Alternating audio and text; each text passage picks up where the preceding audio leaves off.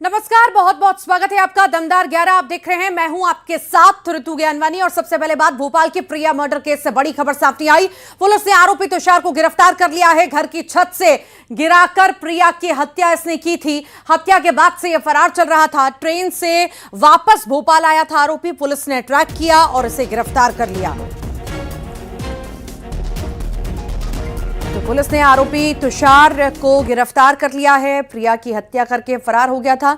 इसने धक्का दिया था प्रिया को और इसी मामले में लगातार जांच पड़ताल चल रही थी और अब तुषार की गिरफ्तारी हुई है। और अब जब पूछताछ होगी तो कई सारे खुलासे भी होंगे कि आखिर क्या वाकई में धक्का दिया था या कोई और मामला था। ये जांच का पहलू है। फिलहाल जांच पड़ताल होगी, पूछताछ होगी। गिरफ्तारी हो चुकी है, बड़ी सफलता पुलिस को हाथ लगी है। ये पूरा मामला भोपाल का है, प्रिया मर्डर केस से जुड़ा हुआ, जिसमें आरोपी तुषार को गिरफ्तार कर लिया गया। दरअसल प्रिया की मौत से जुड़ा, हत्या से जुड़ा ये मामला है। घर की छत से गिराकर प्रिया की हत्या के आरोप इस पर लगे हैं और हत्या के बाद से ही ये आरोपी फरार चल रहा था। ट्रेन से वापस भोपाल आया था ये आरोपी और पुलिस ने इसी दौरान ट्रैक किया और इसे गिरफ्तार किया।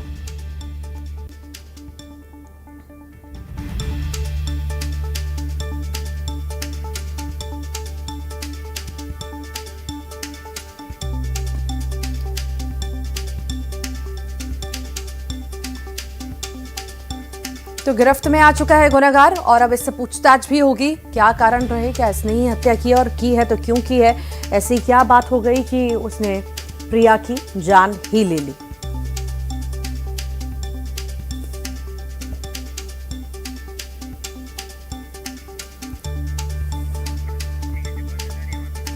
ज्यादा जानकारी लेंगे, सहयोगी शिवकांत आचार्य हमारे साथ जुड़ गए हैं। शिवकांत, प्रिया की हत्या करने वाला आरोपी गिरफ्तार हो चुका है। आखिर अभी तक क्या कोई पूछताछ हुई, कैसे गिरफ्तारी हुई, क्या कुछ सामने आया, बताइए विस्तार से।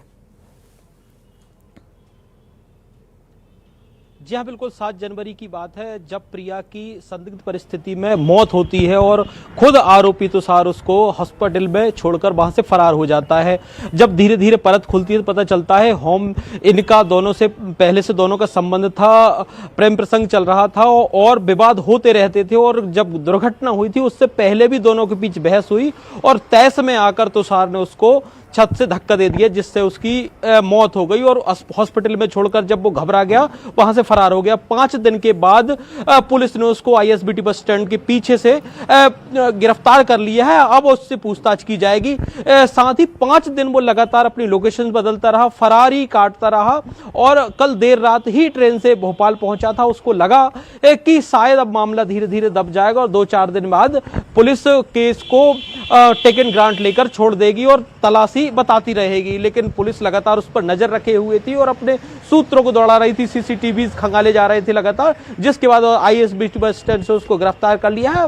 अब आज उसको कोर्ट में पेश किया जाएगा। चूंकि हत्या के आरोप में वो फरार चल रहा था, उस पर एफआईआर भी दर्ज थी, जिसके बाद पुलिस उसकी रिमांड मांगेगी और पूछेगी कि आखिर क्या वजह हुई थी, कहां कहां इस दौरान उसको किसने मदद की, कहां फरारी काटी और उसके बाद किन परिस्थितियों में उसने हत्या की और हॉस्पिटल में छोड़कर फरार हो गया। फिलहाल पुलिस उसको आज कोर्ट में पेश करने जा रही है। उसके बाद रिमांड पर लेकर उससे खुलासा होगा कि आखिर क्या क्या परिस्थितियां बनी। फिलहाल जो सबसे बड़ा सिरदर्द बना हुआ था तुषार पिछले 5 दिन से 6 दिन से पुलिस के लिए, वो पुलिस की गिरफ्त में है और अब वो राज उगलेगा कि आखिरकार प्रिया की उसने हत्या क्यों की। जी ठीक, बहुत बहुत शुक्रिया फिलहाल शिवकांत।